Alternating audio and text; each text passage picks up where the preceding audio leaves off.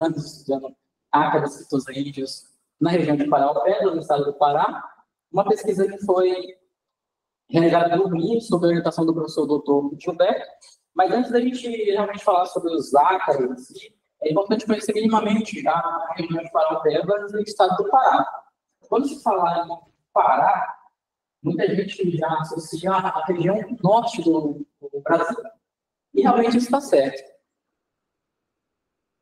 Porque o Pará, ele faz parte da região norte do Brasil e está sob o domínio do bioma Amazônia. O bioma Amazônia, ele se destaca por ser a maior floresta úmida do mundo e possui uma grande extensão, abrangendo 9 estados do Brasil e vários países aqui da América do Sul.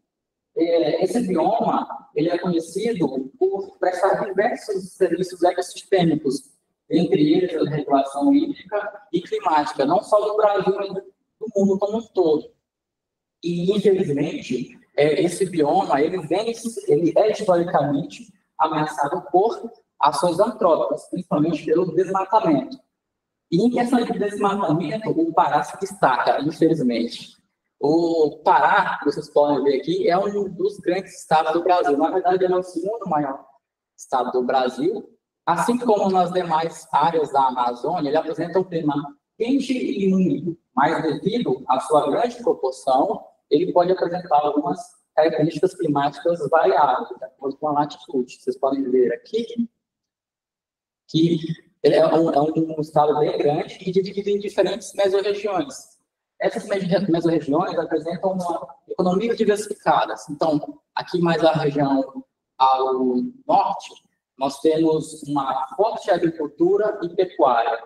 E mais aqui abaixo, nós temos uma economia pautada na exploração mineral. Porém, na região sudeste do Pará, há um advento da agricultura. E essa agricultura tem sido impulsionada pelo setor agrícola. Então, nós temos aqui grande avanço da agricultura, e esse avanço da agricultura, infelizmente, também está associado à perda de diversidade, seja ela de plantas, de animais, de insetos e ácaros. Bem, lembrei agora que eu falei sobre ácaro, né? Mas afinal, o que é um ácaro? Os ácaros, assim como os insetos, são artrópodes, porém diferem dos insetos por apresentarem quelíceras em 4 pares de pé. Aqui também, como os insetos são extremamente biodiversos, apresentam diferentes morfologias e habitam diferentes locais. Nós podemos encontrar ácaros tanto em partes aéreas de planta quanto no solo. Os ácaros de parte aérea, eles podem ser benéficos ou ser maléficos, um pequeno grupo, é claro. Entre os ácaros benéficos, destacam os neostigmatas da família Phytosaceae. Explorando um pouco a etimologia da palavra, já dá para entender o significado, né? Fito vem de planta, né? Então são ácaros que são comumente encontrados em plantas, mas que também são encontrados em solo.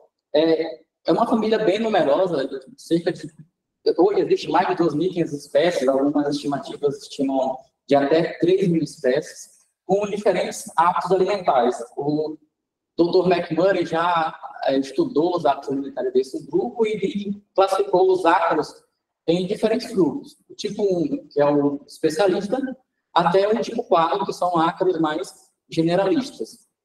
A ciência que estuda os ácaros é a acarologia. E a acarologia, como ciência, é uma ciência muito nova, principalmente aqui nos trópicos. Quando se fala em estudo de acarologia para Phytosaceae ainda é muito mais recente, principalmente nas regiões da Amazônia. Existem alguns trabalhos que relatam fitosaídeos em áreas naturais, como alguns que foram realizados pelos pesquisadores da UFAM, palmeiras cultivadas e outras plantas, como a seringueira, que foi abordada no Volume, e mais recentemente o Guaraná. Mas falando em Pará, esses estudos ainda são mais recentes. O primeiro estudo de Phytosaceae no Pará foi em 2008, e de 2008 até 2024, nós só conhecemos 22 espécies de Phytosaceae. Então, aqui a gente já começa a tangenciar uma problemática. Então, a gente tem uma área onde a agricultura vem crescendo, E, paralelo a isso, nós temos uma grande deficiência no conhecimento de ácaros, tendo em vista que esses ácaros eles são importantes para o manejo dos agroecossistemas.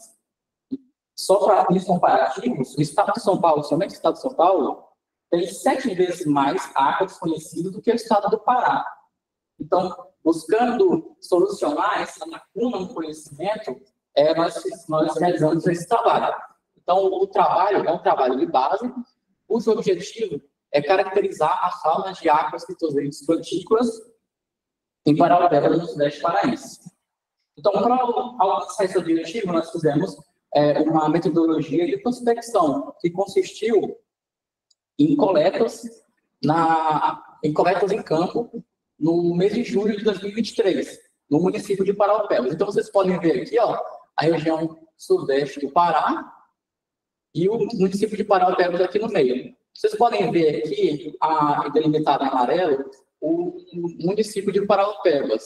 E aqui, vocês também conseguem ver que boa parte desse município ainda é preservado. Só que há uma área onde são desenvolvidas várias atividades antrópicas e onde se concentraram as atividades de coleta. Somente uma área de coleta foi dentro de uma área de preservação, mas dentro dessa área ainda são desenvolvidas atividades de pesquisa e também existe extrativismo de palmeiras nativas. Então, aqui eu trouxe um mosaico de fotos só para mostrar mesmo para vocês os diferentes locais onde foram realizadas as coletas.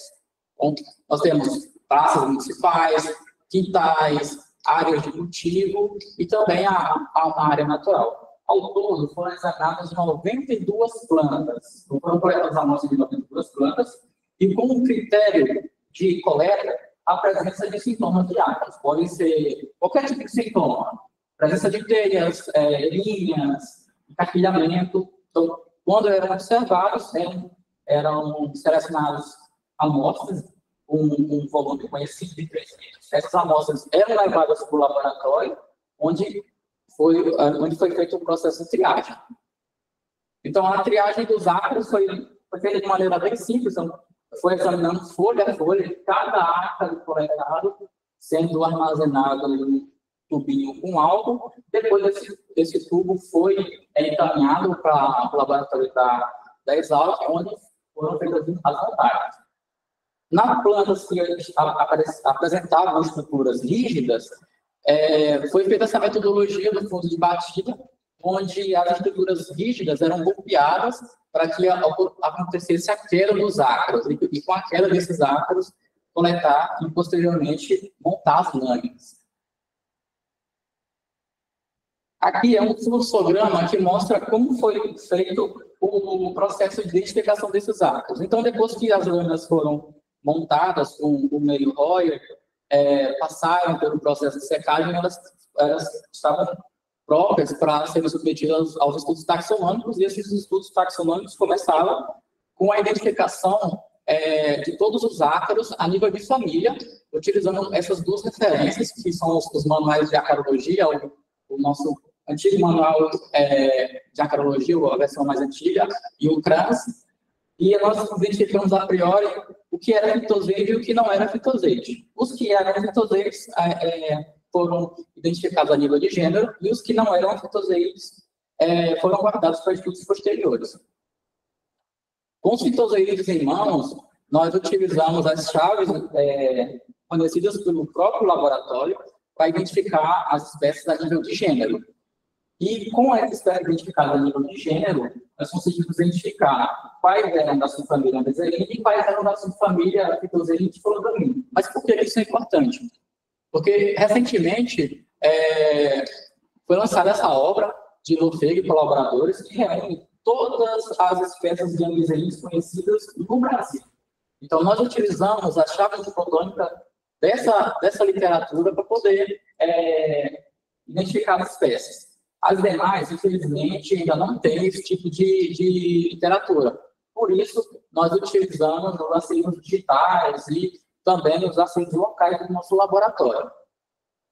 Porém, tanto as espécies de Phytoserine, Philodendron e a Meserine passaram por estudos comparativos, que são estudos que tentam mensurar, se há uma diferença morfológica entre as espécies que foram coletadas e as espécies que estão descritas na literatura. E isso é feito através de medições. Então, foram medidos CEPs e, posteriormente, também foram, algumas espécies foram comparadas com espécies típicos do museu de referência, claro, quando essas estavam presentes. Aqui nós temos uma descrição geral dos nossos resultados. Então, de todos os fitozeídeos encontrados, nós contabilizamos 941 espécies, sejam eles imaturos, machos ou fêmeas, tá? E esses foram encontrados em 84 plantas. Esses 941 exemplares, eles pertencem a 53 espécies, distribuídas em 19 gêneros, sendo a grande maioria dessas espécies da subfamília Ambrizeni, algo já esperado, porque já se sabe que essa subfamília Ambrizeni, ela é muito comum aqui no Brasil, então já é esperado. E as outras espécies se dividiam entre Tiflodomínio, 5 espécies, e Fitozeíde, 5 espécies também. Aqui nós temos uma descrição geral dos gêneros que foram encontrados. Então, de Ambrizeni nós encontramos 13 gêneros, sendo o Ambrizeni o gênero mais diverso, com o maior número de espécies. Segundo o Proposeopsis, terceiro Neuzeirus com 6, Euseius com 5, Iphiseoides com 3, Tiflodromalus com 3, Ambidromalus com 2, e os demais para Ambrizeios, para Fitozeios, Fitoescuto, Fitozeirus, que é um ácaro, é um gênero bastante importante no campo biológico, Ricozeios e Tiflodomíneos, foram encontrados uma só espécie. De Fitozeíde foi encontrado apenas espécies do gênero Fitozeios. Isso também já é meio que esperado, porque Fitozeios é um gênero bastante comum aqui no Brasil. Foi encontrado 5 espécies. E de Tiflodromínio foram encontrados um Galendromimus, um Galendromus, Leonzeiros, Metazeilus, Tiflodromus e um exemplar de um gênero novo que, infelizmente, nós não conseguimos descrever nesse material porque falta exemplares, né? Só tem um exemplar desse material, então não foi possível descrever. Aqui nós temos alguns resultados um pouco mais detalhados, mostrando todas as espécies que realmente foram encontradas lá. E quando a gente se depara com isso, a gente vê que foram encontradas algumas espécies que realmente já tinham sido encontradas em estudos anteriores, mas também encontramos espécies que foram registradas pela primeira vez. Então, são novos registros.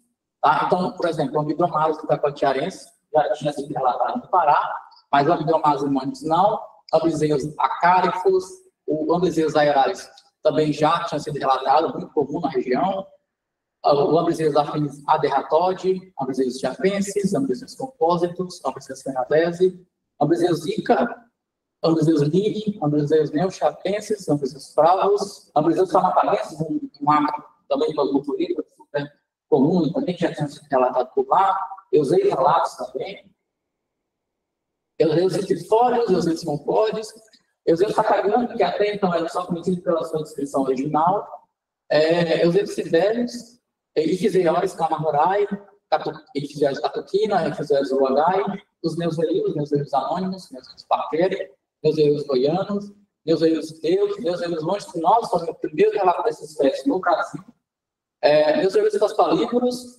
Parambrizeiros circulares, Parafitozeiros orientais, também já conhecido lá na região, Fitoescutus moraese, Fitozeiros macropílis, importante agente de controle, Propioseopsis biológicos, Propioseopsis dominingos, Propioseopsis affinis jasmini, Propioseopsis mexicanos, Propioseopsis neotrópicos, Propioseopsis ovatus, também uma espécie cosmopolita já encontrada lá, Propioseopsis pentagonales, Ricozeiros bronchicheles, Tiflodromalus alipum, Tiflodromalus clavicus, uma espécie nova de Tiflodromalus que se assemelha muito ainda, que eu estou escrevendo agora, e Tiflodromitus mango. Então, são bastante espécies dessa subfamília de Ambrizeni. Falando de Fitozeíros um pouco menor, Fitozeíros internetes, Fitozeíros capra, Fitozeíros guianenses, Fitozeíros radíferos, essas duas espécies são muito parecidas, muda pouca coisa no grau de floralização do escudo dorsal. Fitoseiros afins Woodbury, Entifilodromínio, gênero novo, claro, como não foi escrito. Galedromínios paulistas também, que só havia sido conhecido através de sua descrição, que foi aqui em São Paulo. Galedromos anéfilis, leões regulares, metazoídeos eico e tiflodromos transvalenses. Vocês podem notar que algumas espécies apresentam um asterisco. E esse asterisco indica que essas espécies apresentaram diferenças morfológicas em relação à literatura. Isso é bom se conhecer, porque vocês acabam conhecendo o linear e até onde eu posso considerar aquela espécie. Então, quanto mais variação você conhece, melhor você conhece a espécie, certo? Então, agora falando um pouco sobre a discussão desses resultados. Quando a gente avalia a abundância, nós percebemos que os eixos concordes, ele foi o átomo mais abundante desse experimento, desse trabalho. O segundo foi o Eufyseus zulagae, Euseus trifolis, Euseus aerale e Tiflodamazari. Se nós contabilizarmos todas essas espécies em relação ao que já foi encontrado, representa 38%. Então, são espécies que realmente estão bem abundantes lá naquela região. E como nós temos muitos trabalhos que exemplificam isso, nós podemos tentar explicar isso também, avaliando ao redor, né? Então, vamos avaliar trabalhos que já foram publicados em estados próximos. Então, procurei aqui alguns experimentos conduzidos no Maranhão e mostraram que, inclusive, dessa aí, a Abezeus aeralis, Euseus concorde e Eufyseus zulagae, 3 das 5 espécies citadas aqui, ocorrem em abundância lá.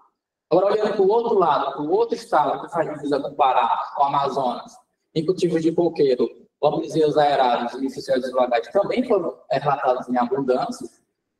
E no próprio Pará, estudo recente de Brito, relataram o Eufyseus zulagae como uma espécie também abundante.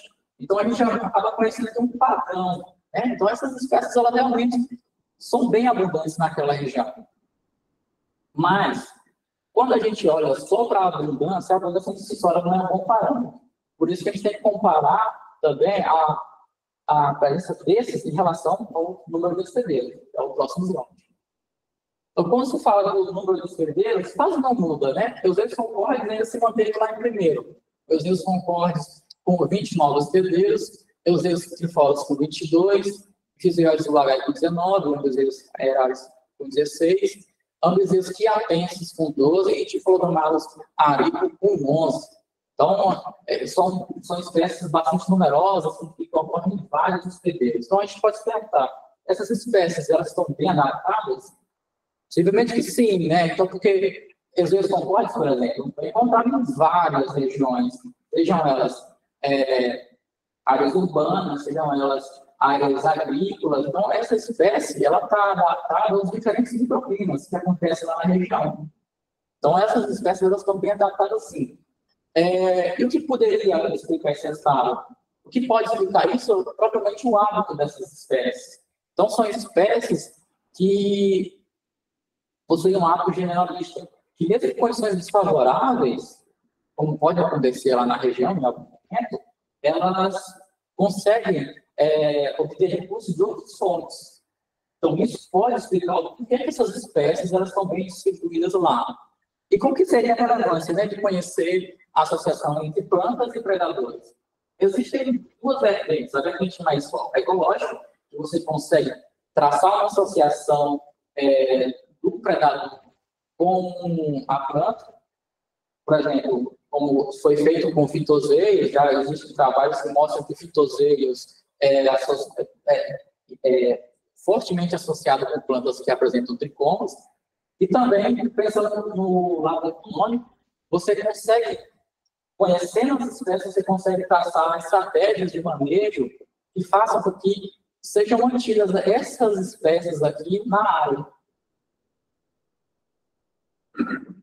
Ao avaliar também a diversidade de espécies em relação às plantas, é possível observar que, somente uma planta, que foi o cacau. Nós tivemos mais de 5 espécies. Então, nós tivemos 6 espécies. Foi a única planta que teve mais 6 espécies. Os demais tiveram 5. Foi o açaí e o coco.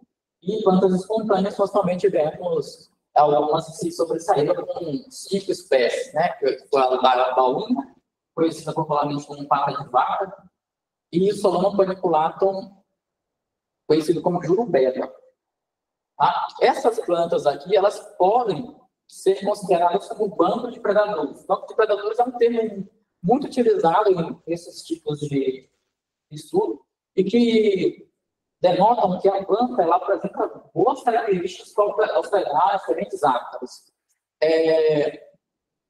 Aqui eu também, nesse trabalho, eu avaliei outras plantas que já foram também avaliadas em outros estudos, como plantas do gênero Cecropia, mas diferente dos estudos que mostram que a Cecropia é uma boa hospedeira, no meu levantamento, ela não se mostrou tão eficiente.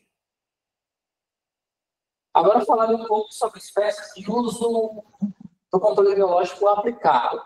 Então, eu trouxe aqui uma lista de espécies que eu encontrei que apresentam registro comercial fora ou dentro do Brasil. Dentro do Brasil, nós temos 4 espécies que apresentam registro comercial, que é, no caso, Neuseiros tamatavensis, Neuseiros barkeri, Neuseiros ideus e Phytoeus macropires. Os demais não apresentam, mas podem, possivelmente, no futuro, podem ser registrados também. E uma outra novidade foi a presença dos Neuseiros nossa, como eu já falei, que é um ácaro, de acordo com o Van Letteren, que já é utilizado lá, já tem registro comercial desde 2005, está presente em mais de 30 países e apresenta um bom desenvolvimento em condições climáticas próximas ao que a gente tem no Pará. Então, possivelmente, essa espécie aqui, ela pode ser um potencial agente de controle biológico para a região. Mas aí vocês podem se perguntar qual que seria a importância de conhecer a presença desses, saber da presença dessas naquela região.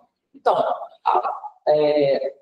a principal importância seria criar subsídio para novos estudos que possam avaliar a variação intraespecífica. Porque entre populações nós temos variações nos parâmetros biológicos.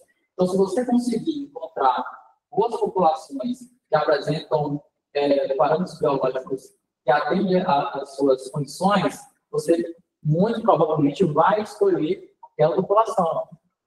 Ou você pode também encontrar populações que realmente são adaptadas àquele clima local. Então, especificar mais o produto. Aqui eu falei de 7, mas no restado tem 53. Então, faltou uma boa parte das espécies parecidas. Essas espécies, elas são inúteis? Não são. Tá? Assim, infelizmente, nos ambientes agrícolas, muito possivelmente, nós não temos as condições necessárias para que essas espécies desempenhem o potencial biótico que elas podem ter, mas quando a gente controla as condições climáticas, seja, por exemplo, utilizando uma casa de vegetação, pode ser que essa espécie ela possa ser útil. Um exemplo muito recente disso foram os trabalhos publicados por Amaral e colaboradores que estudaram a eficiência de Ambroseus chiapensis, que foi um ácaro que eu encontrei muito lá na região. E esse ácaro, ele não só conseguiu fechar o ciclo biológico dele, se alimentando unicamente de Tetramicum furcea, que é um dos principais ácaros pragas, mas também obteve uma boa predação de protoníferos. Então, pode sim ter um potencial nessas espécies. Tá? Então, quais seriam os próximos passos a partir dessa pesquisa?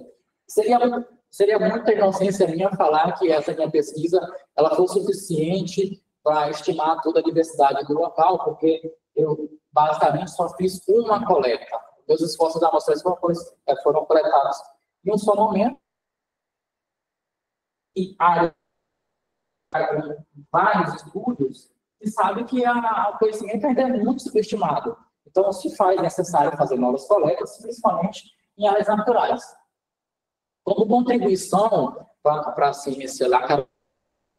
Esse trabalho de base pode ser subsídio para pesquisas aplicais e contribui com o conhecimento sobre fitozoídes na região, elevando para 62 o número de fitozoídes encontrados no Pará. E também ponto importante, que ele cria uma nova perspectiva para o uso de ácaros nos programas de manejo nessa região. Então, como consideração final, a pesquisa ela revela a diversidade de ácaros fitozoídeos em Parauapebas, espécies inéditas, não registradas, com potencial para o controle biológico, tanto natural quanto aplicado, de pragas na região da Amazônia. Tá? Então, era isso que eu queria passar para vocês. Eu espero que eu tenha sido muito claro com as informações. Esses são os meus agradecimentos. Agradeço a Exalc e o programa pela oportunidade da Bolsa, pela oportunidade de estar aqui hoje, né, pela oportunidade de cursar o curso de mestrado, a CAPES pela Bolsa também, ao Laboratório de Acarologia por todo o suporte que me foi concedido, e também a UFA, porque se não fossem os meus colegas da UFA, eu não conseguia ter feito esse trabalho, e a FEAL também pelo fomento para que eu pudesse espalhar, né, a minha pesquisa, divulgar a minha pesquisa em eventos nacionais. E também o agradecimento especial a todas essas pessoas aqui. Todos esses nomes são pessoas que passaram pela minha vida e que me ajudaram bastante. São todos meus orientadores. Eu tenho muita satisfação de poder ter ido um pouco com eles. E é isso.